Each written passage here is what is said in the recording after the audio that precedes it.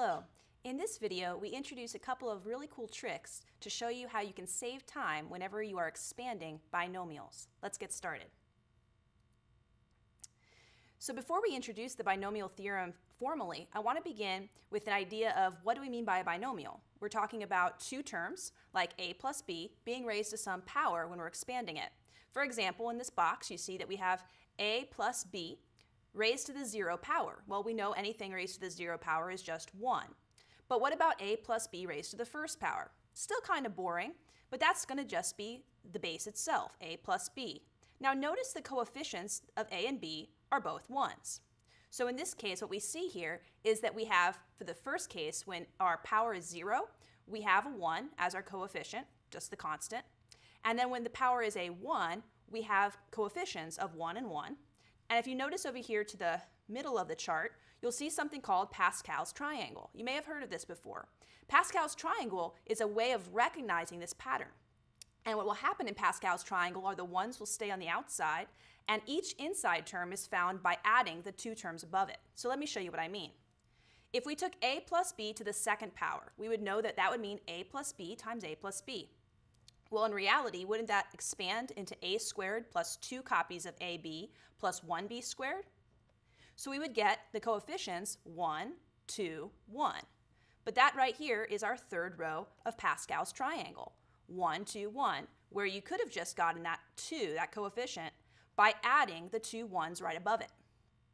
Similarly, a plus b to the third power would mean, again, foiling a plus b times a plus b times a plus b, which would eventually lead, after much foiling, to 1a cubed plus 3 copies of a squared b plus 3 copies of ab squared plus 1 copy of b cubed.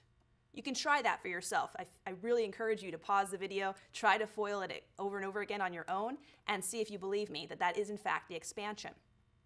Well, look at what we have for our coefficients. 1, 3, 3, and 1. Again, that's our fourth row of Pascal's triangle. When our n, our power that we're expanding to, is 3. We end up with 1, 3, 3, 1 for our coefficients. We call these our binomial coefficients for that reason. And you can see the pattern continues. If you raise a plus b, a binomial, to the fourth power, we get coefficients of 1, 4, 6, 4, 1. Do you notice the nice symmetry there? 1, 4, 6, and that back to 4 and 1, right? It's almost symmetrical like a Christmas tree here. So we'd end up with that row of Pascal's triangle when n is 4, 1, 4, 6, 4, 1 for our binomial coefficients. Again, notice how we could have gotten that directly from the triangle. Adding 1 plus 2 gives us 3, again 3. Adding 1 plus 3 gives me 4, 3 plus 3 gives me 6, 3 plus 1 gives me 4, etc. So each time we can get to the row below it by simply adding the numbers above it, keeping 1s along the diagonal. Okay. So that leads us to your fifth expansion here, a plus b, well really sixth expansion, but the fifth power. A plus b to the fifth power gives us coefficients of 1, 5, 10, 10, 5, 1. So in this situation, we're noticing the pattern, hopefully, that Pascal's triangle could have been used to get any of these binomial coefficients. Now the question that you may be asking is, will this always work?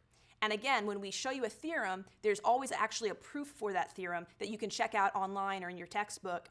But for this class, we try to focus on the applications of the theorems. Okay? So yes, the answer is this pattern always holds, but it's summarized in the binomial theorem on the next page.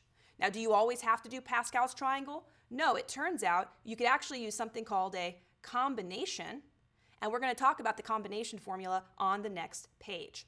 So let's get started with our binomial theorem formally. So what does the binomial theorem say? Well, it says that that pattern holds for any power of n, as long as n is a whole number. So what do we mean? Well, notice what happened was we started with whatever our first term was in the binomial, and that term was raised to your highest power, n, and it kept going down. If you go back to the previous slide, you would notice that you went from 5, 4, 3, 2, 1, 0 for your powers of your first term. But what about your second term? Let me get another color here for you. How about orange? Well, what happened with that second term? You can go back to the previous slide or rewind the video, and you'll notice that what happened was you started off with no powers of that term, basically the 0 power here. And then 1 power, 2 powers, 3 powers, until you get all the way to the nth power.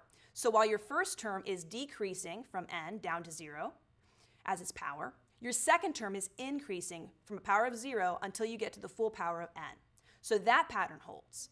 So once you know that's what's happening with the actual variables, the terms of your expansion, the only thing left to do is find the coefficients, either using Pascal's triangle or by using the combination formula by hand or in your technology or calculators.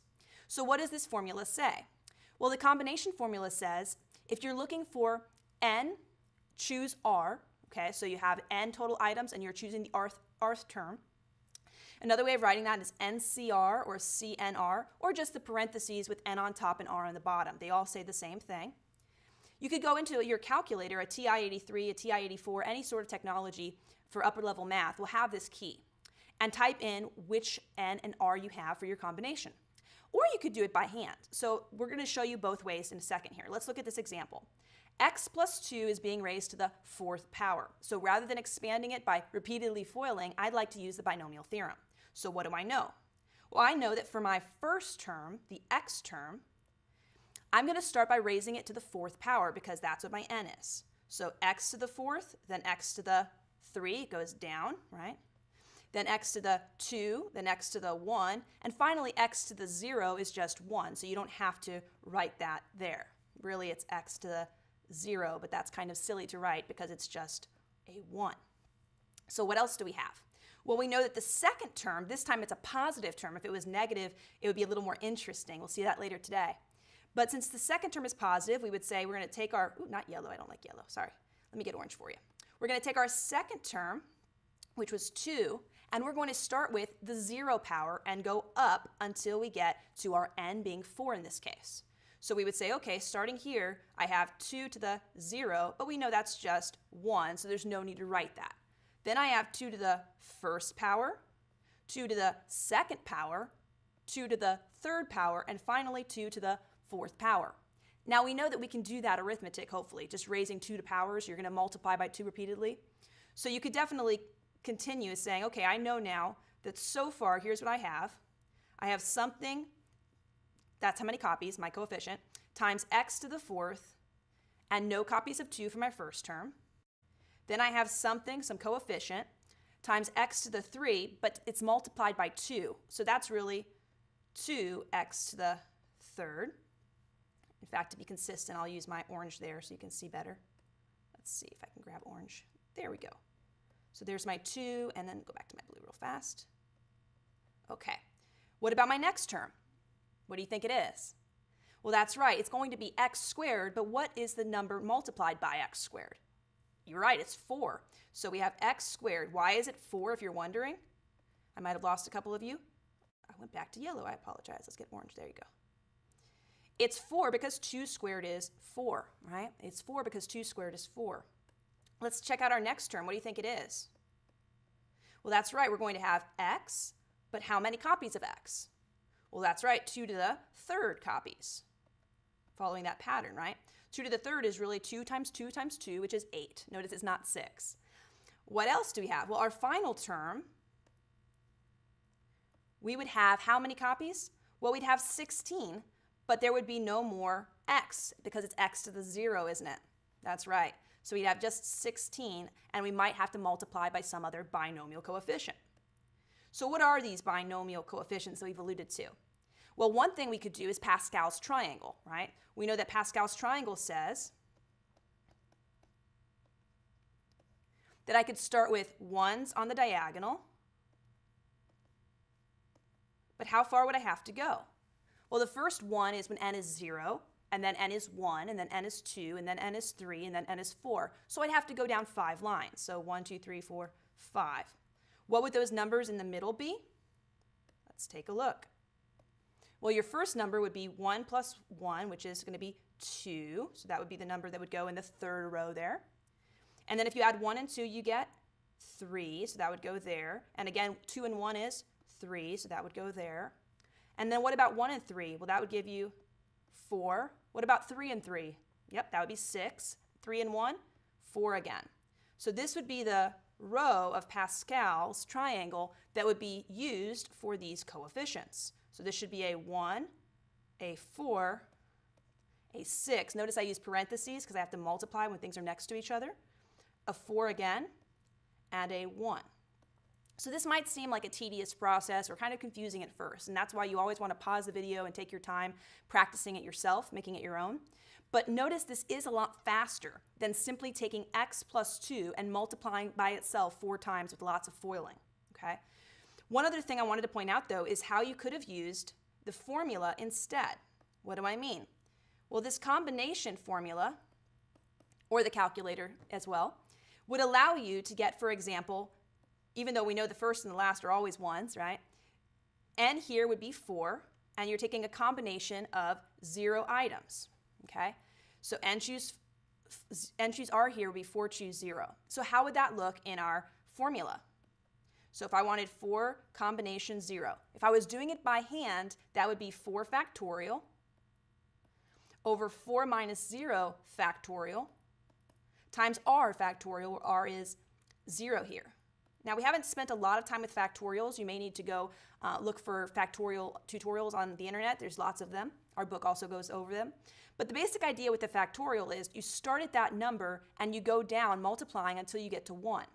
So in this situation, what this would equal, I'll come to the left of it right now, this would technically be 4 times 3 times 2 times 1. That's what we mean by 4 factorial, okay? What about 4 minus 0? That's just 4. So again, we have 4 factorial, 4 times 3 times 2 times 1. So that's 4 factorial again. Now, 0 factorial is an interesting one.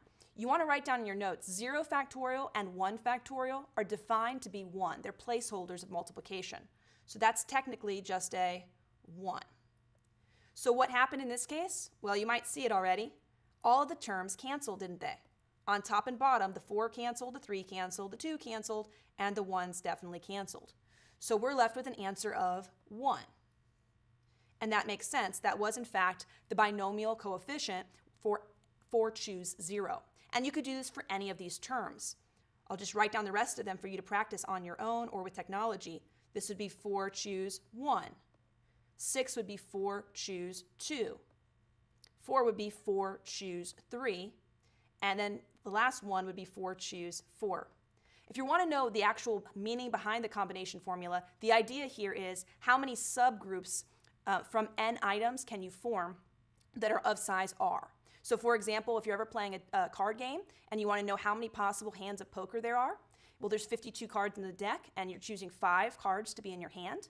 And since the order doesn't matter, combinations order doesn't matter, the order that you get your cards in that case, you would do 52 combination 5. And you can go ahead and use the formula of the calculator to check that, and you'll get a huge number. It's over 2,500,000 possible cards of poker, hands of poker, I should say. So that's an example. Or if you're taking your you have 4 kids, let's say, and you're going to choose 2 of them to go to Universal Studios for the day. And you say, how many ways could I do that if the order of picking my kids doesn't matter? It would be 4 choose 2, which is going to be 6 possible outcomes that you could use. Okay, so that's what combinations are really talking about, but it just so happens that they're the same numbers that we get when we expand a binomial. So we can get our binomial coefficients by Pascal's triangle or with the combination formula. Notice in the notes that I also gave you a link here at the top, right above that formula, where you can click on it and watch a video on how to use your calculator to get combinations a little bit faster. And you're always welcome to do that in my class. Okay, so at this point, I recommend you pause the video, practice this over and over again until you really feel comfortable with the formula, and then go to the next example with me when you're ready. So in this next example, it says, use the binomial theorem, which is basically recognizing that pattern, right, of what happens. Use the binomial theorem to expand 2x plus 1 to the 5th power. Here we're still being quite nice to you, believe it or not, because we notice here that our terms are both positive and our n is a nice small number. N is 5. As n gets bigger, Pascal's triangle becomes more and more difficult to write out completely, which is when the combination formula is much more beneficial and useful to be efficient. But if you were someone who really wanted to do Pascal's formula, Pascal's triangle, here you would need 1s in the diagonal. But this time you would have to go down to the 6th row because you start with n equals 0. So 0, 1, 2, 3, 4, 5. There we go. What about the coefficients in between? Well, 1 plus 1 is 2. We had this part already of the chart. 1 plus 2 is 3, and 2 plus 1 is 3. 1 plus 3 is 4. 3 plus 3 is 6. 3 plus 1 is 4. 1 plus 4 is 5. 4 plus 6 is 10. 6 plus 4 is 10. 4 plus 1 is 5. And finally, you could get down to 6, 15, 20, 15, 6, etc. Okay. So we have n equals 0, n equals 1, n equals 2, n equals 3, etc. So in this situation, what would we do first? Well, once we recognize which row this is, so this is n equals 0, n equals 1, n equals 2, etc. Oh, I think I skipped a row. That's what happened. Sorry. Got ahead of myself. If you look back at the last slide, you'll see what happened here. I accidentally, this can happen when you're going too fast for your own good, I put my rows on top of each other. So let's fix that real fast. Sorry about that. This is a good learning experience. So this should be the first n equals 0, n equals 1. Here we go. N equals 2 would be there. That makes a lot more sense. N equals 3 would be 1, 3, 3, 1. N equals 4 would be 1, 4, 6, 4, 1. And finally, n equals 5, that's what I was looking for, would be 1, 5, 10, 10, 5, 1. There we go. It's easy to get confused if you're going too fast for your own good. Again, you could have simply used the combination formula as well. So what do we do with our binomial theorem now?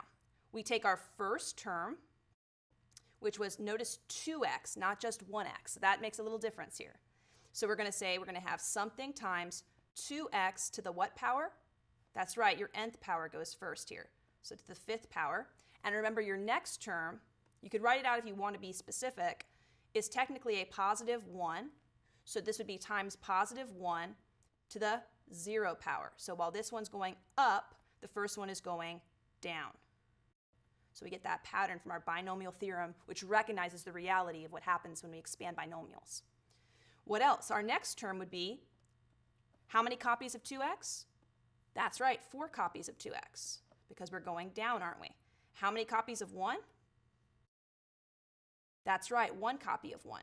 Now you might be thinking to yourself, Professor, do I really need to write 1 to the first power, 1 to the second power, 1 to the third power? No, not necessarily, because 1 to any power is always 1. But I want you to at least practice writing it out for your first couple tries so that you can see the pattern here, because they won't always be 1s. Our next term would be 2x to what power? That's right, the third power. And technically it would be 1 to the what power? That's right, the second power. And I'll come down here. We're going to continue along here. So plus, I should have had my little spaces there, I apologize, because you have coefficients. 2x to what power? Well, this would be 2x to the second power, and 1 to what power? That's right, 1 would be to the third power. Good job. We're almost done, and then I'm going to point out a little fun trick here to see where you're at. Next term would be 2x to the first power. That's right, you don't have to write the power of 1. It looks kind of clunky, doesn't it? And then 1 to what power? That's right, the fourth power. So how do you know when to stop? Some students struggle with that. How do I know when to stop? You'll stop when your first term gets to the 0 power and your second term gets to the nth power, because one's going up, one's going down. So your last term, we'll have to come down here, would technically be 2x to the 0 power. I'll write it out, but you don't need to, because anything to the 0 power is 1, times 1 to the 5th power. Again, we're being very clear for our audience here what it is that we're doing. Then we can simply insert our coefficients in front, which in this case, for n equals 5, we'd always have 1s on the end, so that's easy to remember. Your first coefficient after 1 should be the same as n, so that's another little trick. So that was 5, which means it'll be 5 here as well. So I could put my 5 here and my 5 there. And then we had 10s in the middle, didn't we? So that would be a 10 times here and 10 times here. So now to finish this problem off, let's write out our binomial expansion. We're claiming that 2x plus 1 raised to the 5th power is really 2 to the 5th power, because you have to raise each of them to that 5th power. What is 2 to the 5th power? 2 times 2 times 2 times 2 times 2? 32, that's right. Then 32 times 1 is just 32, x to the 5th. So that's a little bit of algebra. Make sure you're comfortable with your power rules there. Plus 5 copies of 2x to the 4th power. Well, 2 to the 4th is 16, and 16 times 5 is 80. That's right. So this is really 16 times 5 there, which is 80. So we have 80x to the 4th power times 1 to the 1st, which is just 1 itself. Again, here we have 2 to the 3rd power, which is 8. 8 times 10, so I have 10 and I have an 8. That's 80, and 80 times 1 is just still 80. So we have 80 copies of x to the 3rd power. What about our next term? Well, 2x squared times 10. Well, 2 squared is 4. So I really have 10 times 4, which is 40. And 40 times 1 to the 3rd power, which is just 1, would still be 40, wouldn't it? So that's 40 copies of x to the 2nd.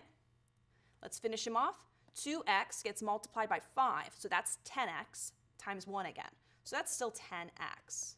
Final term, your constant term.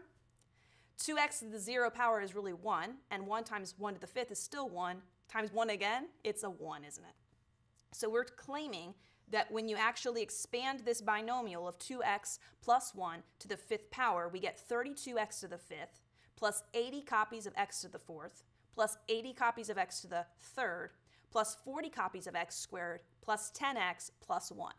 And again, you could always do this by foiling, but that would be the longest way to do this.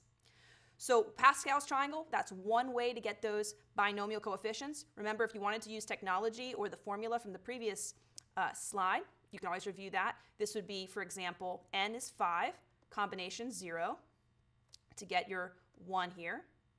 And to get your 5 here, you would have had 5 combination 1. That would give you your 5 there.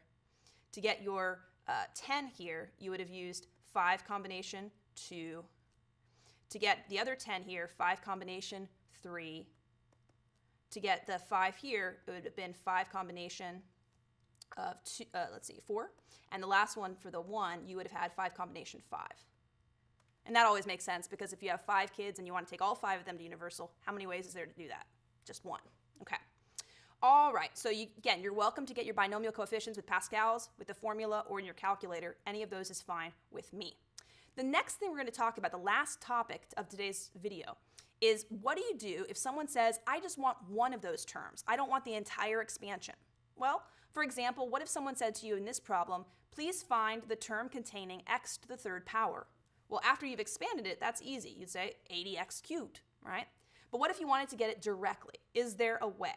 Well, technically there is, because notice that in each of these cases in our setup, we could take a look at our exponents. 5 plus 0 is 5, 4 plus 1 was 5, 3 plus 2 was 5, 2 plus 3 was 5, 4 plus 1 was 5, and 0 plus 5 was 5.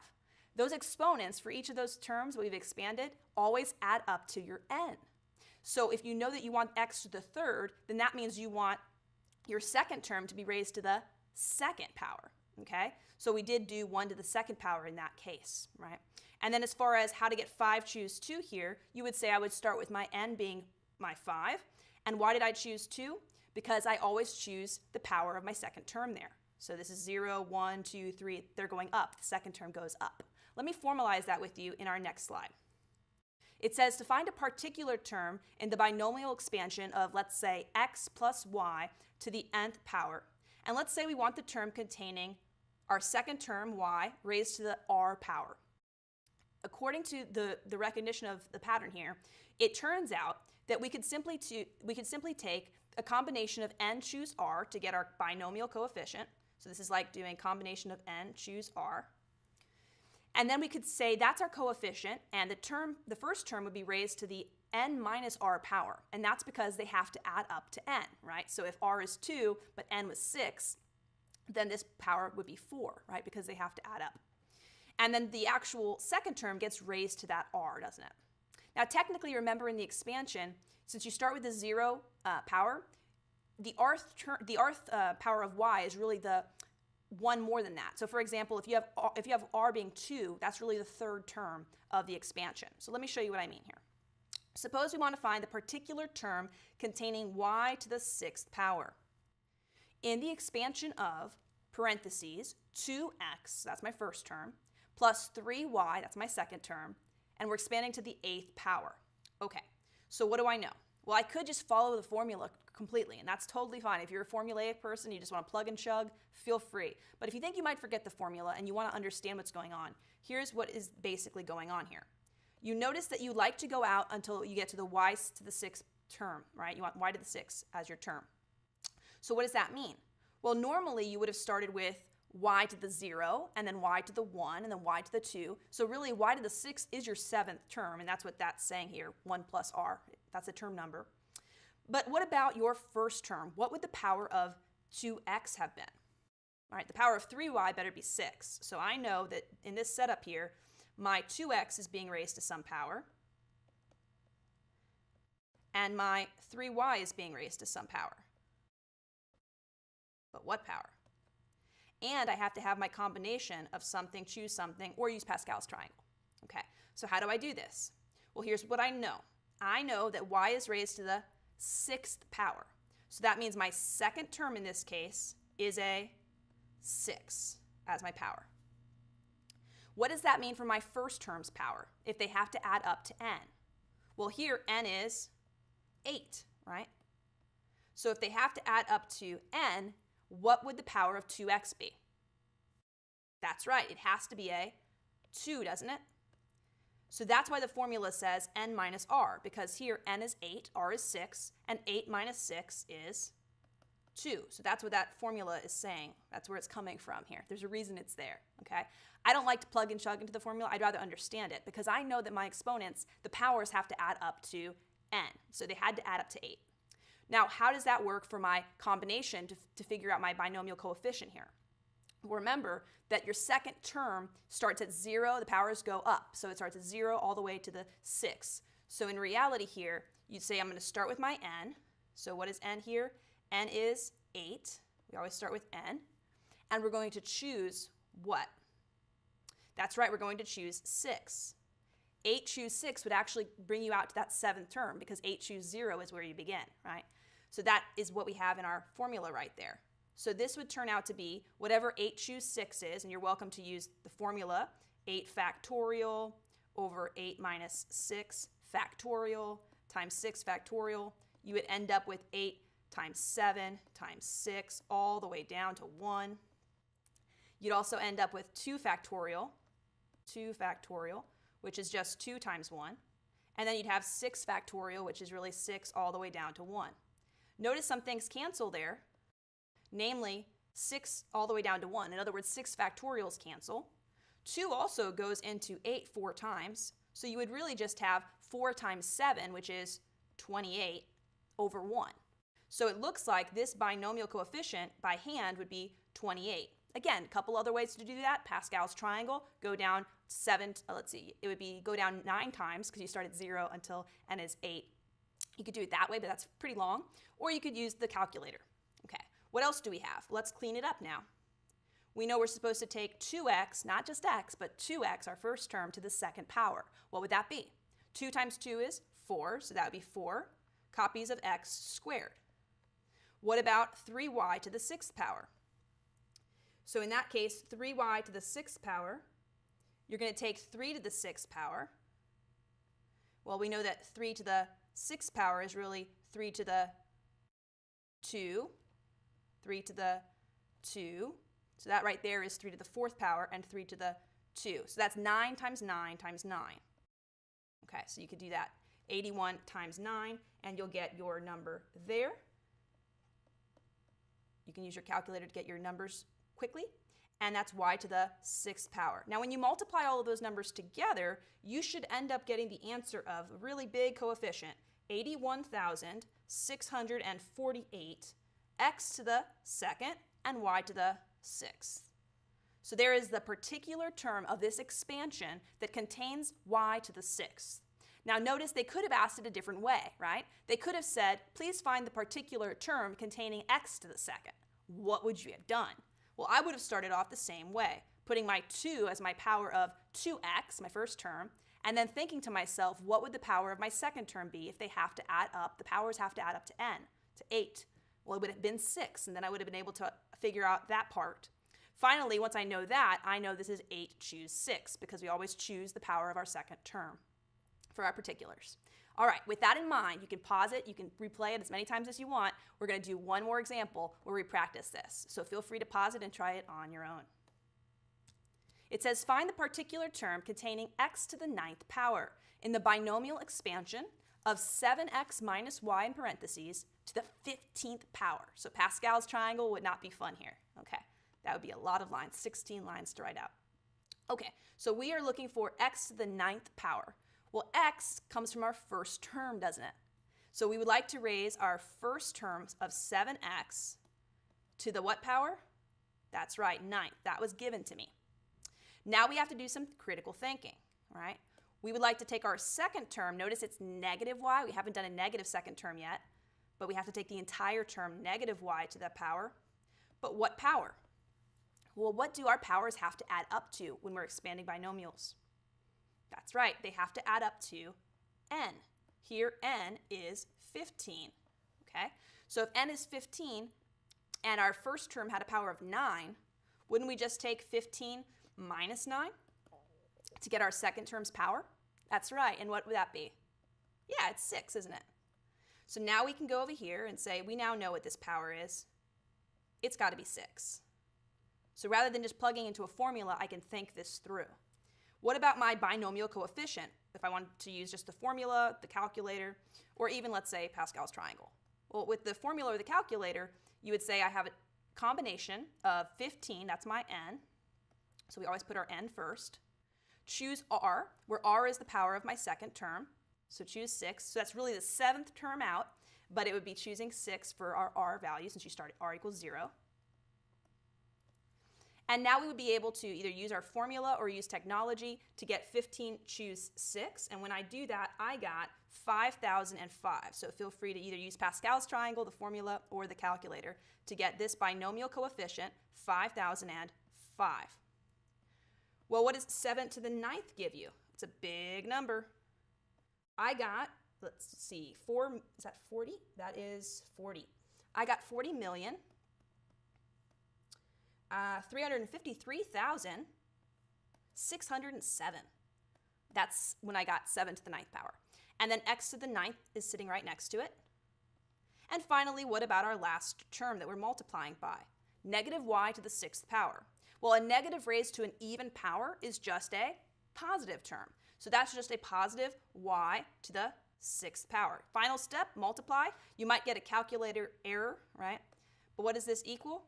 It turns out after you get your calculator message, which is probably going to tell you e and then a big number where you have to move your decimal place that many times because it's scientific notation. But it turns out you should be getting 201, I believe that's billion, yes. 196 million, and then 900, yeah, there we go, 980, oh, I think I have my zeros wrong. Let me just write it and then we'll talk about it. I apologize. I'll just write it term by term here. We have 201, and then we have 96980, 303, 5. And then we take our powers of x, x to the 9th power, and our power of y, y to the 6th power, put our commas in, and then we can actually read it properly without my mistake. So there's a comma, there's a comma, there's a comma. Yeah, so I was kind of right. So 201,969,803,035, that's how many copies we have of x to the 9, y to the 6th. And that's just one term in that expansion. So getting the entire expansion would take a lot longer, which is why this shortcut is quite useful for finding particular terms of binomial expansions. Okay, so we did a lot today. We talked about combinations, Pascal's triangle. Both of those are helpful to find binomial coefficients, to find your expansion, and then of course your particular term. At this point, it's up to you to practice it and make it your own because math is not a spectator sport. I'll see you next time.